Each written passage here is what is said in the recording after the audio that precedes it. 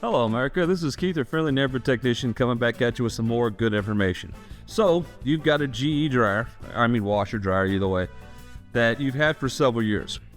And you've noticed over the last few years that the door doesn't do that anymore. It's not a nice, easy, clean close. Okay, it's almost like you have to pick it up and put it in.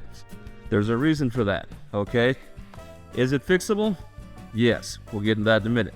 Okay, but let me tell you how that happens. Basically, when I go load my washer, I do this. My hand goes here, and then I start throwing stuff in. Okay, and then when I close it, my hand is here, and I push in, it goes in. Guess what I'm doing? What I am doing is I am putting weight on the top of this door. And doesn't happen the first time, doesn't happen the third time, doesn't even happen the 230th time. But what happened is you're slowly changing the plastic that holds everything together, so eventually the door will start to leak. Okay, is it fixable? Yes. Can you do it yourself?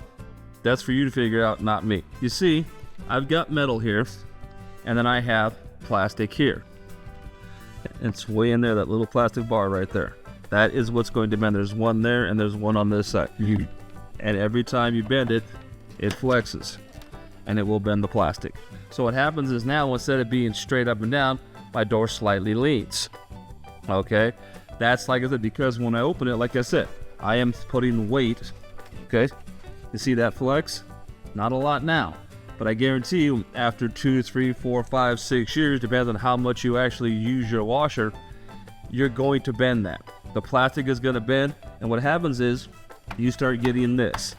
When you notice it start happening, one, don't push down on it. Grab your handle, lift it up slightly, it goes in. Now, there's also different manufacturers, won't go to individuals, but they still have plastic on metal. Okay, don't know why, because one, if these doors were all metal, they'd be 350 pounds and they would never want to open or close. Top load washer, obviously, I can't do that.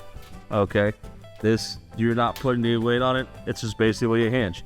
We just had an issue that someone called and asked about a GE, why their GE was doing this. That's why we're doing it with the GE nameplate as opposed to the rest of the nameplate.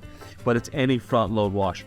So if you get a new one and you don't want it to happen, your best thing to do, put your weight on the machine, grab your door, close it nice and straight.